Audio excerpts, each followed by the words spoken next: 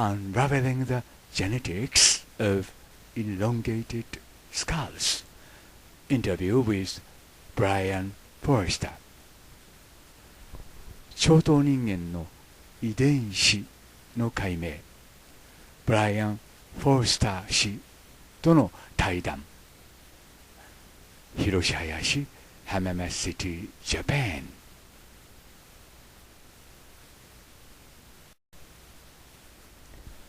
以下のインタビューはパラカスの長頭頭蓋骨に関してエンシャントオリジンのエイプリル・フォロウェイと研究者でもあり作家でもあるブライアン・フォレスター氏との間でなされたインタビューということになります。特に今回のインタビューはパラカス頭蓋骨の一つについてなされた遺伝子検査に関し最近の発表についてなされたものです。2014年2月8日。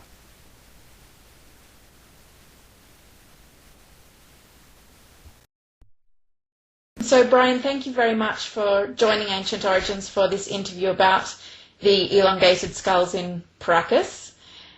Some of our viewers will have already seen an interview we had some time ago about various research around elongated skulls.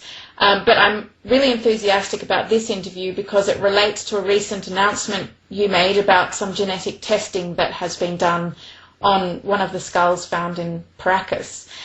So to begin with, could you please just give a little bit of background about the Paracas skulls in particular and what makes them different from other elongated skulls that have been found? Well, what's kind of intriguing is if you look on the internet to any photo, website, and if you put in something like alien skull or human hybrid skull, quite often the Paracas skulls show up predominantly because they are so large in size. Some of them are very natural looking, and also there are so many of them that have been found, which is quite intriguing. So would you say that some of the features that these skulls have rule out the possibility of cranial deformation, processes like head flattening or head binding, which are known to have happened in other cases of elongated skulls? Well, that is the curious point, in that cranial deformation is known to have occurred in many different parts of the world, most prominently about 2,000 years ago, from the Middle East, even Melanesia, Central America. But because I've been intimately engaged with the elongated skulls of Paracas and the Paracas culture in general that died out 2,000 years ago, I've had the opportunity to look in person at numerous of the skulls, as well as hundreds which are in collections all around the world. Mm-hmm.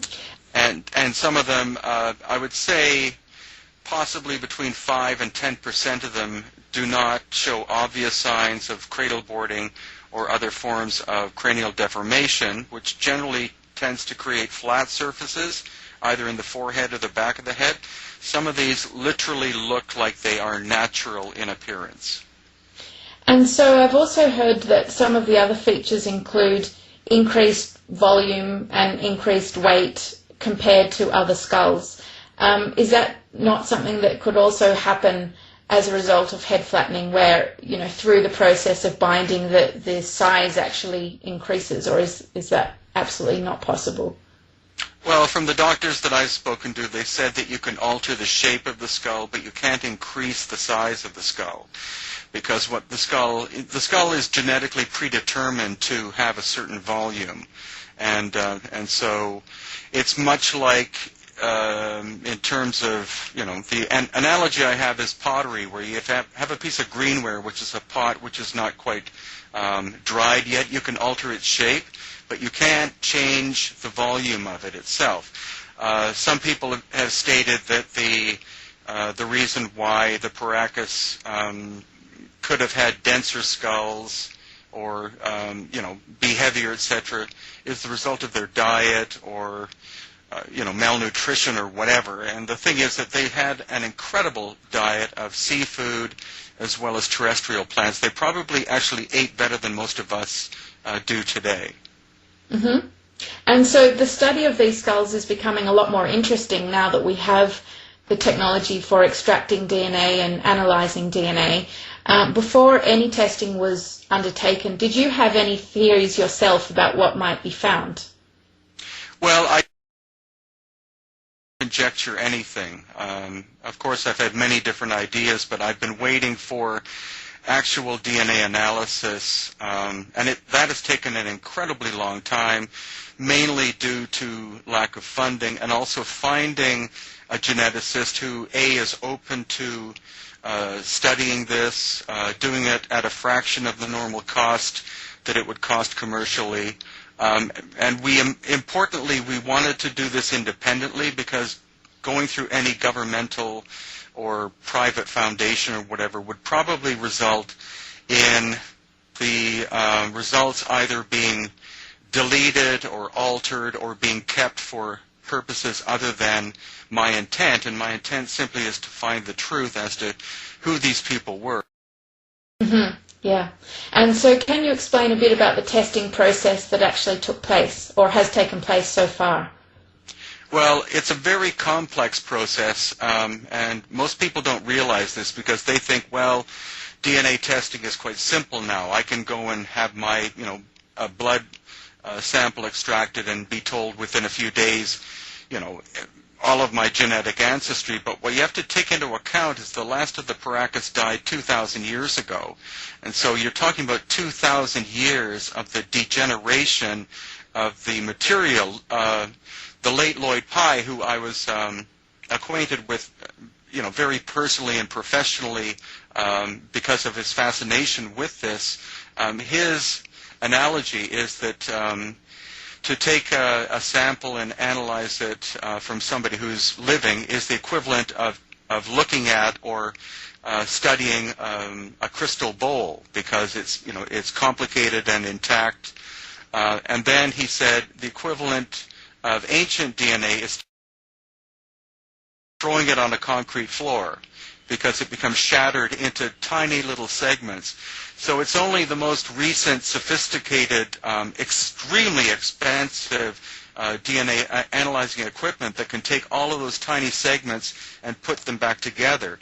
So it's been very, very difficult to find someone who would pursue that. We actually have two different geneticists at work, but it happened to be this one who's had samples for more than 2 years who has given me this initial result, which completely shocked him. And so the thing most people really want to know is what exactly was found in that initial result. Yeah, and basically what I can say is that he speculates that there are segments of the DNA of the Paracas which do not match anything in GenBank, which is the genetic database located in the United States that contains all known genetic DNA information. So he said there are segments which don't seem to be any haplotype of human that we know of. Also not related to Neanderthal or any other human-like being that has been studied so far. Quite incredible, really. But now you have emphasised that this is phase 1 or stage 1 of the testing.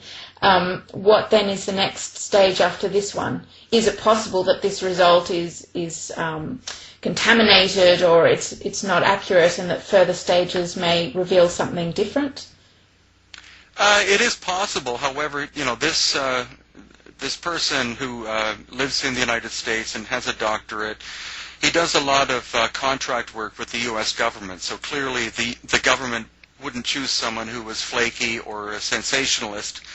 He's taken a lot of time. It's been more than 2 years for him to give us the initial result of one sample so far, but he does have samples from 3 different skulls from Paracas, and so what I'm hoping is that this, and the reason why I released it, this information, is to try to generate interest from the public so that we can do a fundraiser in order to be able to study the other 2 skulls as well as other samples from the 3 skulls themselves so that we can replicate the tests as many times as possible to see whether or not this is an anomaly or whether it's something which is truly mind-blowing, I guess is the term.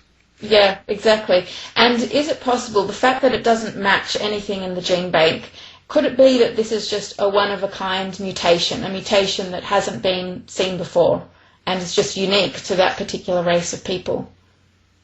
It could be, but again, the whole study is so new that, and the Paracas are very mysterious people. Nobody has really studied them for about 70 years. The people who study them now study their textiles, but the whole idea of the fact that their skulls seem to be of a different shape has been dismissed in general as simply being cranial deformation, but in fact nobody knows where the Paracas people came from. They lived on the coast of Peru, and through my studies, I believe that there's a certain percentage of their ancestry that comes from another part of the world, because they also, amongst the royalty, seem to have had reddish-brown hair, which is not a Native American characteristic, and they were reasonably tall. Some specimens we found were 5'10" to 6 feet to even taller in height, and that's quite atypical of a Native American person 2,000 plus years ago living on the coast of Peru. Mm-hmm. And so what is your opinion about these findings? Do you have a view about what this actually means, this result? Well, the theory I'm developing is that the Paracas are a mix of different types of people. The area they chose to live 2,000 years ago was much lusher than it is now. It would have been a perfect place for a society to live in terms of food production. The fact that they had totora reeds and still have totora growing on the coast of Peru meant that they were capable of building not only little boats but probably large ships out of reeds.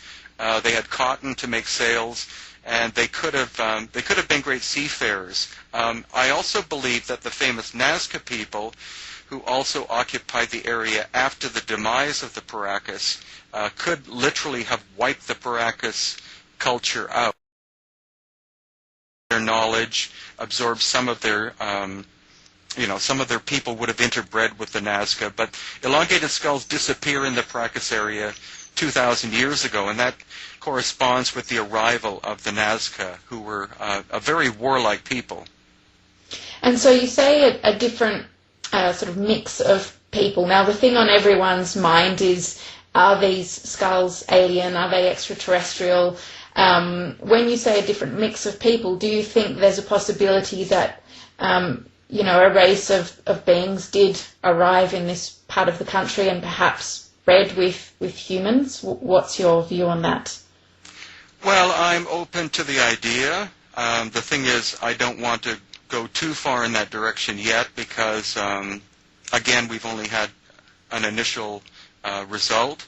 But due to the fact that the geneticist has found segments of DNA which don't correspond to anything, I think it's doubtful that they're a separate breed or type of humanity, because where would they have come from? Mm-hmm. And again, the strange thing is this predominant aspect of these elongated skulls amongst the royal family is very, very odd.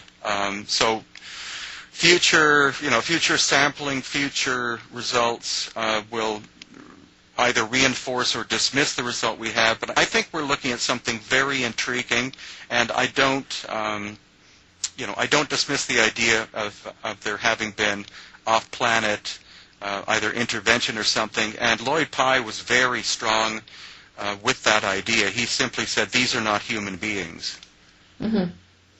And speaking of Lloyd Pye, are you sort of carry forward the research he was doing, or do you know what is being done about the research that was being undertaken by Lloyd Pye?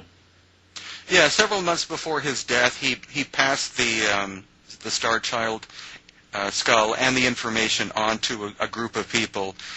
Because he knew he was ill, he wasn't sure if he would recover, and so they're doing major fundraising. They've done a lot of genetic analysis, which people can see on Lloyd's website. The thing is, people really have to spend the time to read all of the information because you can't get a full picture of what the Star Child is or was, through 5 or 10 minutes of reading. There's been a lot of money and effort spent on Star Child, and the unfortunate thing is there's only one Star Child, whereas there are hundreds of Paracas skulls. I mean, it's it's amazing, and the access is quite astonishing too, because being related with the Paracas History Museum, I've assisted in building up the collection to 40 skulls so far, and we are very open to researchers from around the world coming, whether they're doctors or geneticists or whoever, because we honestly want to get down or get to the bottom of this, and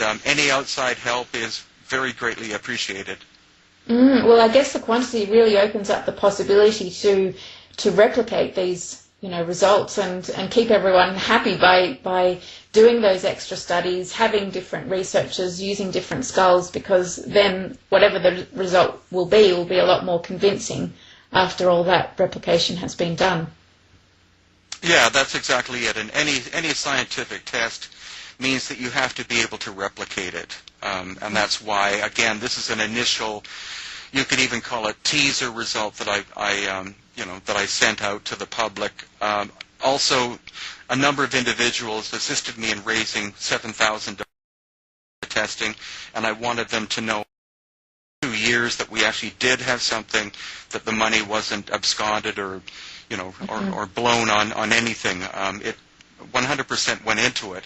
We also have another geneticist working on completely other samples as well. That's Dr. Melba Ketchum from Texas, who, of course, is embroiled heavily in Bigfoot studies, which is she's got a lot of flack from. But I still believe in her, and there may be another 1 or 2 genetic study organizations that may come on board with us. And so the more that do the analysis and the more cross-referencing we can do, the better for this whole project. Yeah, great. Now, there are a lot of people out there who are skeptical. They do sort of question, or they want to see these results firsthand on paper. They want to know, the name of the geneticist, the name of the institution, and they do become suspicious when some of these details aren't yet available. How would you address those concerns? Well, I have actually spoken with the geneticist about it, and he has said that he will be willing to address the public about this, but not after one test, because it's too easy for skeptics or whoever to rip his information apart. And so as a scientist, he wants to make sure that he's done several replications, and then when he's comfortable, then he will come forward himself and discuss what it is that he believes we're looking at. Okay, that's great. That's very positive. So moving forward from here, what's the time scale relating to further testing and also the fundraising process? I mean, if somebody did want to get involved in this, what could they do? Well, at the moment, I've been in discussions with someone who wants to set up an Indiegogo campaign about this, and I've been discussing with him for about 5 months, but the timing hasn't been right because we've been preoccupied with other things. So probably within the next 2 or 3 months, we will set up a campaign very specifically targeted to very specific things. We'll have a complete list of where any funds will go, completely itemized. I will get nothing from it, just as I've received nothing financially from the previous fundraising that we did. And other samples have recently gone to the geneticist from a third party. And I'm still waiting for some kind of result from Dr. Melba Ketchum.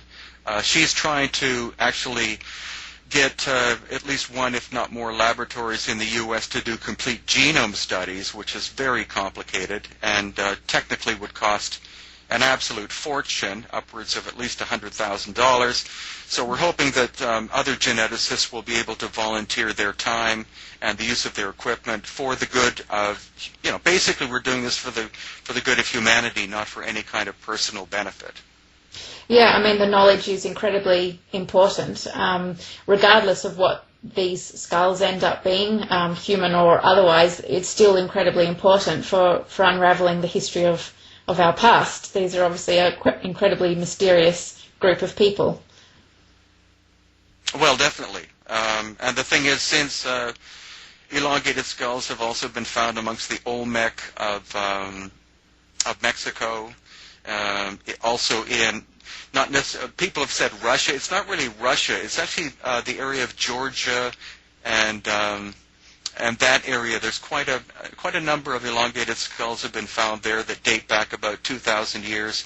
And actually, I've been mapping where this process has existed all over the world. And so what I'm trying to do is try to set up some kind of concept of migration pattern, or in fact, were these different groups genetically related? We don't know yet. It's an ongoing procedure, but I'm very thankful that you wanted to cover this story at this time, because we're at the beginning, and any time that I get more information, I'm more than willing to share it with you. Well, thanks very much, Brien. We really appreciate you, informing us of everything going on, and we really look forward to the updates that you provide as things progress. Well, thank you, and your organization, Ancient Origins, is a phenomenal success. I'm very much a fan. Many other people are. You're growing very rapidly, and it's wonderful that such a group as yourselves are presenting this information to a global audience, because in the past it's always been little, small groups of people trying to do what you're attempting, and you're doing an incredibly good job at it. Oh, thank you very much. Really appreciate it. My pleasure.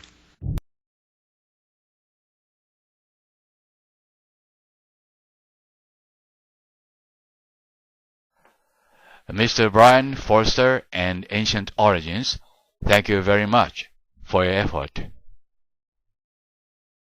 ということで、どのように判断なさるかは、私たちの問題ではないかと思います。ということで、これを確たる証拠と言わずして、何というかという問題なんですね。そういうことも含めまして、続くビデオをどうかご覧ください。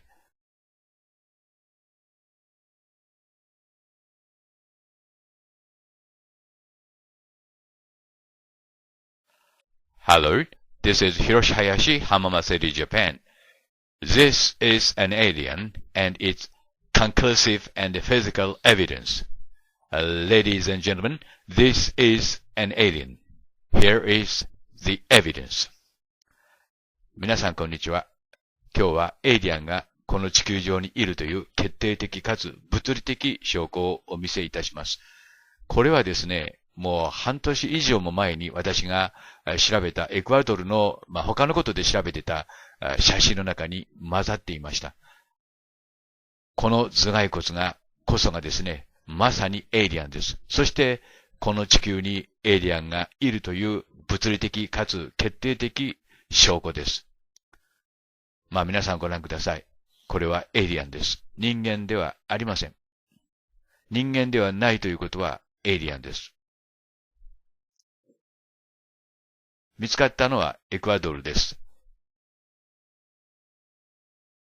どうしてこれがエイリアンかと皆さんお思いになるでしょ？実はですね、頭頂骨が1枚でできているからなんです。これは人間の頭蓋骨です。左下はエイリアンの頭蓋骨です。人間は頭頂骨が3枚より合わさってできています。しかし、エイリアンは1枚しかありません。このライン、縫合線って言いますけども、縫合線を見比べてみてください。エイリアンの方にはその縫合線がありません。続くビデオをどうかご覧ください。Thank you. Hello, This is Hiroshi Hayashi and Kemiya, Japan. A scar in Tonkarin, cranial deformation in Japanese.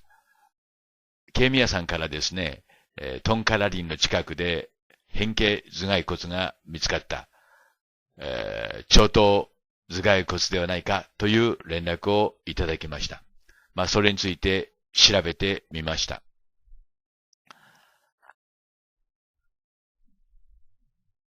で、そのビデオも見てみました。で、長頭人間、コーンヘッドとも言いますけども、頭蓋骨は全世界で見つかっています。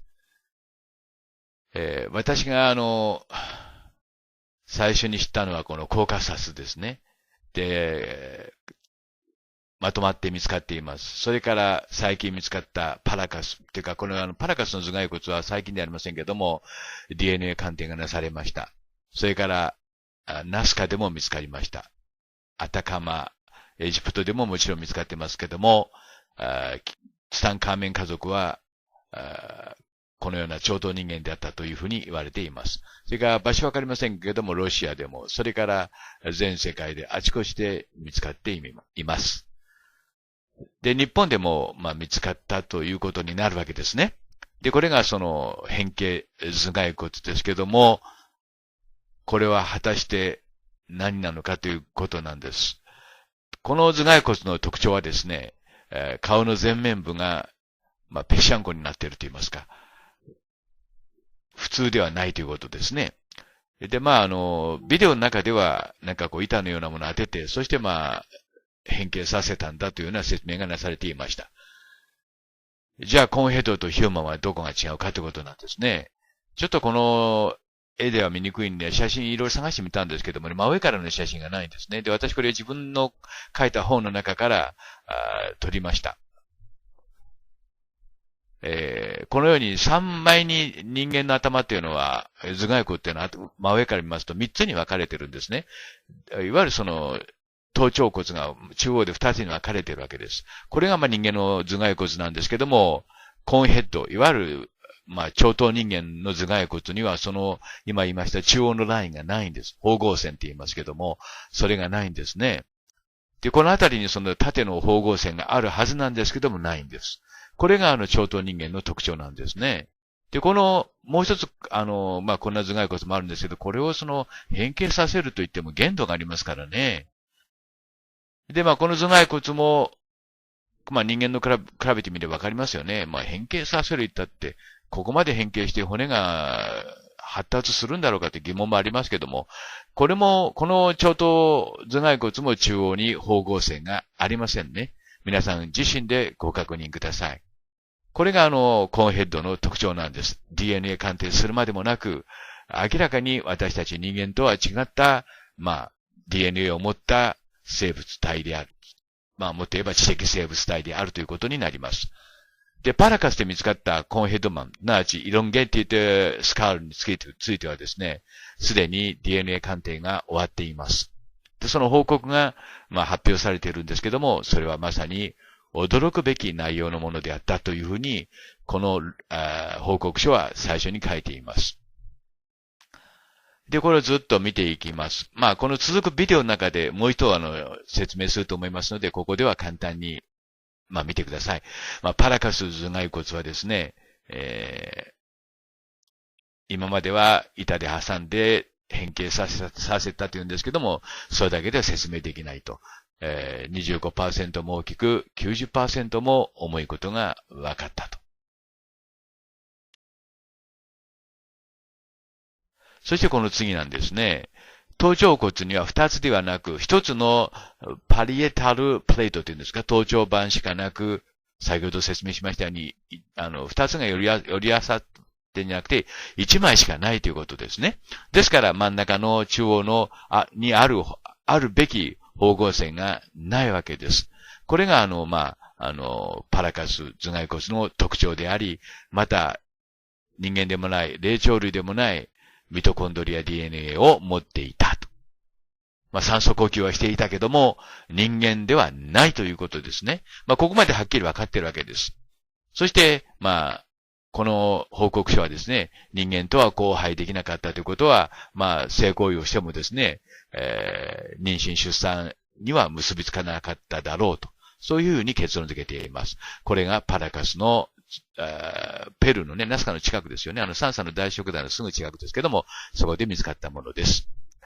結論から言いますと、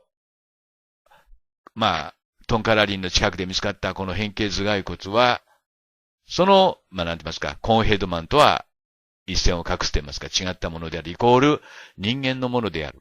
変形させられたかどうかということはまた別問題であり、私には興味がありません。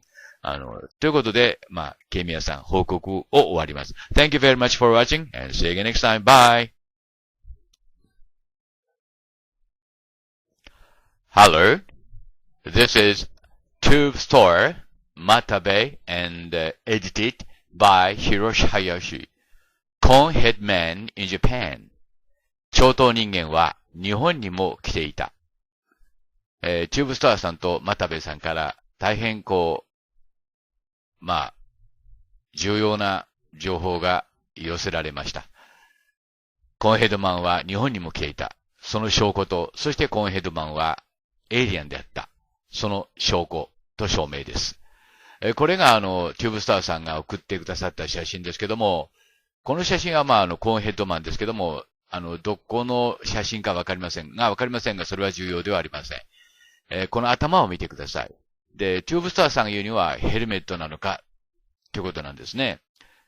象の感じからして日本の象でないことは確かですけども、これは、又部さんが送ってくださった、写真ですけども、これは戸田市ですね。から発掘された南原遺跡っていうんだそうですけども、そこから発掘された写真、土偶ですね。ごめんなさい、埴輪です。埴輪ですよね。で、柴又八幡神宮で発見されて、そちらに、ごめんなさい、陳列してあるそうです。で、この二つの二枚の、チューブサーさんと又部さんの写真を見てですね、いろんなことに気がつくわけであります。まず第一にこのエイリアンは地球へ来ていたということです。そしてこのエイリアンはですね、共通のヘルメットを被っていたということなんですよね。それはこれからおいおい説明していきますけども、これはヘルメットなのか、デザインが円形や円理のね、頭と似ていると。確かにこれは右の方はイシュタール。すなわち、エジプトではマリ。それからヘブライ語ではマリアですね。はい。これがですね、曲線をカーブを見ていただきたいんですけども、明らかに、なんて言いますか、明らかにっていうか、明らかということは、軽率に使いたくありませんけども、ヘルメットですね。で、髪の毛は下の方にあるっていう感じですからね。あるいはこれ全体がヘルメットかもしれません。というのは、人間型のね、顔をしたヘルメットを被ると。そういった事実もいろいろ感じてきています。ですから、顔だけ見て、これ人間だっていうふうには判断なさらない方がいいと思います。で、これはですね、エンリルからある王がですね、シュメリアン、真ん中の生命の言ってですけども、神権を渡されているところですね。丸い輪に短冊がついています。前方後円符の形ですよ。そしてこれをイナンナ。これはイシュターのことです。これは別の絵なんですけども、延期がです。これ延期と書いてありますけども、説明にはね、エンリルということになりますよね。エンリルが神権をイシュタール。なわち、イシュタール、イナンナに渡しているところです。名前はいろいろ変わるんですね。この女神はですね。それはケイミヤさんが教えてくださいました。で、これもイナンナ、イシュタールです。で、この頭をここで見ていただきたいんですけどね。この黄色いのは、神剣は和とそれから短冊です。で、この頭を順に比較してみますと、皆さん同じだということにお気づきになると思います。コンセプトが同じなんですね。なんていうのかな、ふにゃふにゃふにゃふにゃふにゃと波のようなものがくっついているということなんですよね。そして、それと、またこれがイシュタール、いわゆるイナンダですね、の頭と比べてみてください。これでも決定的ですね。これはエイリアンのヘルメットであると。いわゆる王たちのね、息子たちと、そしてその孫娘のヘルメットであるということは、これで証明されました。それから今度は、エイリアンの証明をこれからしなくちゃいけませんので、それにはこのダヴィンチの描いた絵を見てください。ダヴィンチ、左のがダヴィンチです。で、右にいるのがコーンヘッドマンですね。仲良かったんですね、この雰囲気からして。で、頭をこう比べてみてください。同じだということにお気づきになると思います。いわゆる長頭人間、コーンヘッドマンです。で、これはブルガリアにある、ソフィアにある、アレキザンダー・ネフスキーという、寺院です。その中に、こうした2枚の絵があるんですけどね、左側の絵が古い、右の方が修復されたのが新しいのかよくわかりませんけども、この色とこのビショップの顔を見てください。鼻が低くて、そしてなんて言いますか、頭が長くてってことにわかりますね。これがコーンヘッドマンです。手が異常に、長くて小さいです。腕が長くて手が小さいです。これがパラカスで見つかったコーンヘッドマンです。で、これはDNA 鑑定がすでになされています。これが柏柴又で、八幡神宮にある、長頭人間ですね。やはり比べてみますとわかるように頭が長いことわかりますね。いわゆる長頭人間は日本へも来ていたということです。これが事実の証明ですね。長頭人間は日本にも皆さん来ていたんですよ。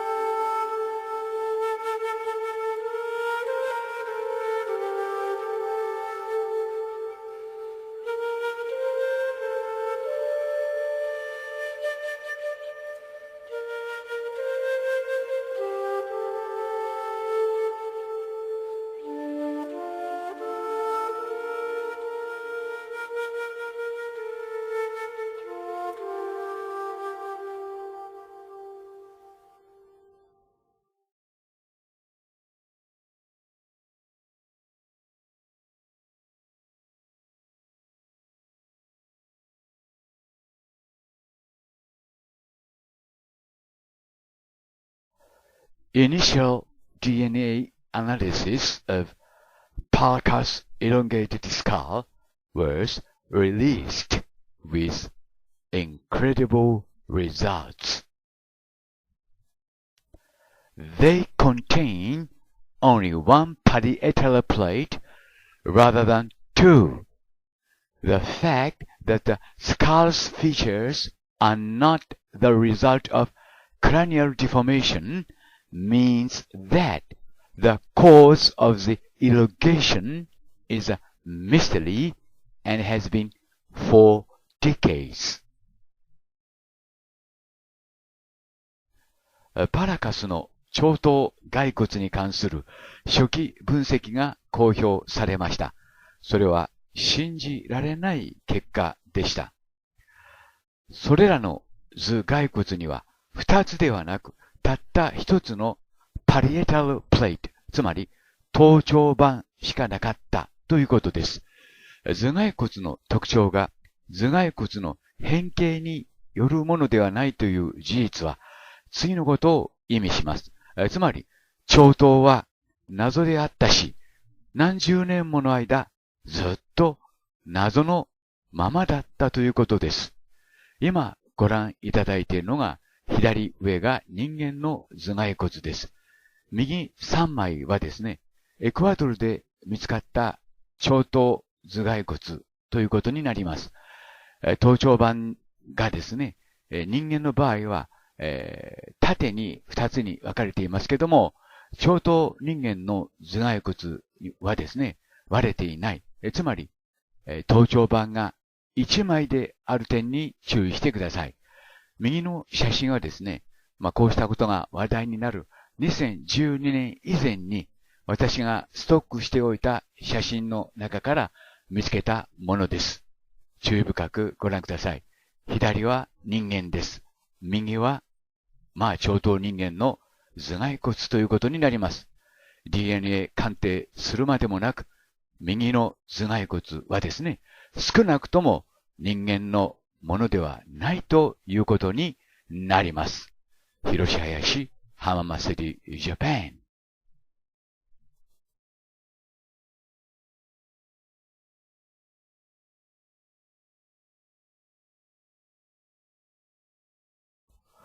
Why can't people accept the truth as it is, which is the biggest mystery to me? Don't hide from the truth. Truth is in here. You find it here in this video. Hiroshi Hayashi, Hamama City, Japan.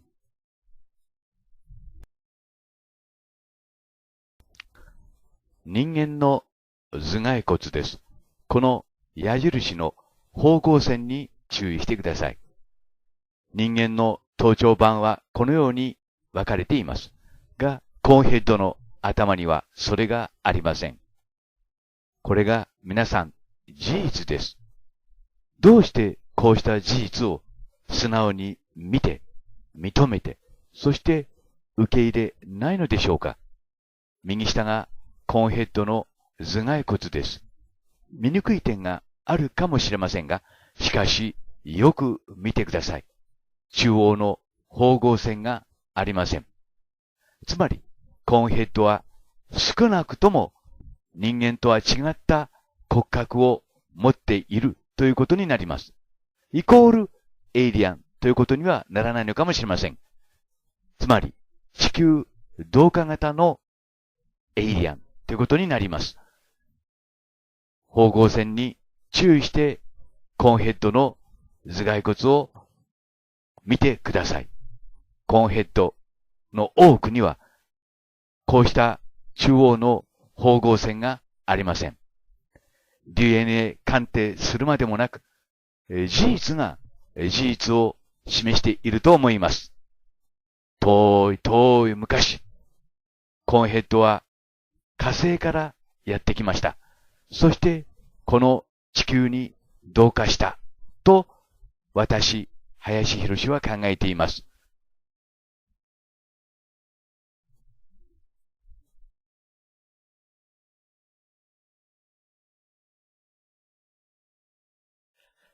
Hello, this is Hiroshi Hayashi, Hamama City, Japan.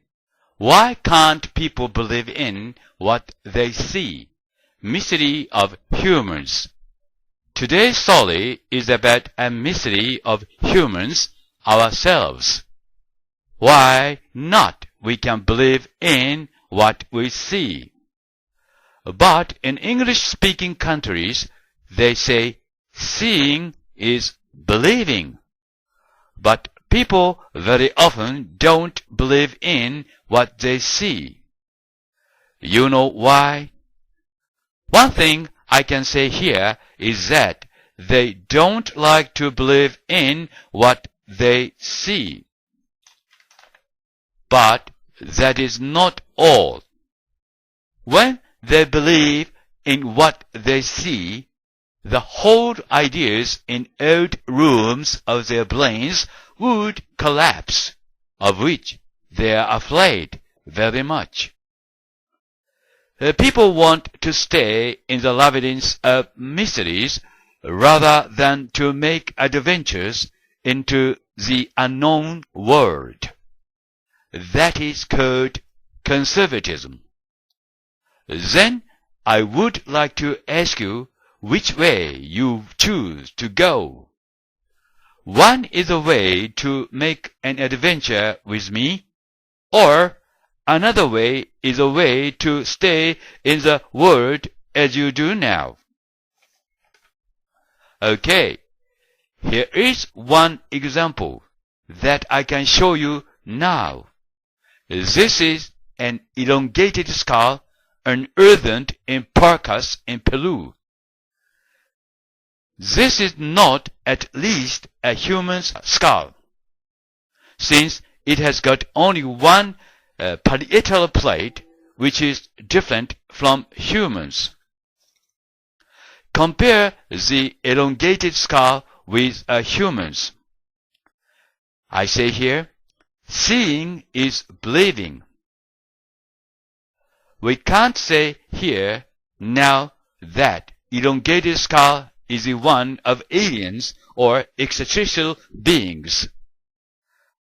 But it is at least not a human's. Today's story is about people who have got elongated skulls with only one parietal plate. These people are called Paracas people who might have come from the outer space, or we call them ETs. Or, I may say here, they are aliens. Do you accept my idea? If not, the door to the new world would be closed as ever before you. Please watch the following videos, for which I thank you very much.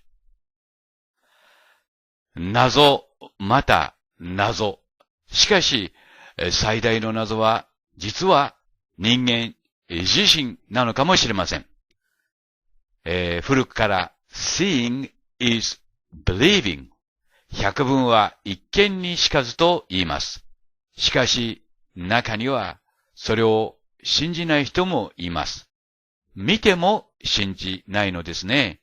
で、今ここにお見せしているのは、パラカスで見つかりました長頭人間の頭蓋骨です。で、これはDNA 鑑定もなされていますけども、DNA 鑑定などするまでもなく、頭の骨を見ればわかるわけですね。いわゆる頭頂板と言いますけども、前から見ますとですね、人間の場合は中央で二つに分かれています。しかし、エロンゲーティッドスカル、長頭人間の頭蓋骨にはですね、真ん中で分かれている線、すなわち縫合線というものがありません。全体として見ると、人間の方は頭で3枚の、ちょうど頭の中央でですね、3枚の骨が集まっています。しかし、長頭人間の方は、それが、後頭部の方ですね。1枚に見えます。これが決定的な証拠ということになります。が、だからといってですね、長頭人間イコールエイリアンというわけにはいかないかもしれません。エイリアンというためには、その間に、いくつかの、ハードルがあるわけですね。が、しかし少なくとも人間ではないということです。もっとわかりやすく言いますと、骨の数が足りないわけですね。いくら変形頭蓋骨だと言ってもですね、骨の数まで変えることはできません。そのことをですね、こうした論文が、今説明しているわけです。で、それについてですね、こうして私が何とか皆さんに長頭人間の頭蓋骨の写真を見せてきました。が、驚くべきことにこの長頭人間の研究っていうのはほとんどなされて、いなかったわけですね。そして最近になって、このパラカスで見つかった長頭人間の頭蓋骨を、DNA 鑑定した先生がいらっしゃいました。そして、その DNA 鑑定の結果、人間とは違うミトコンドリアを持っていた。つまり、酸素呼吸はしていたけれども、人間のものではなかったということです。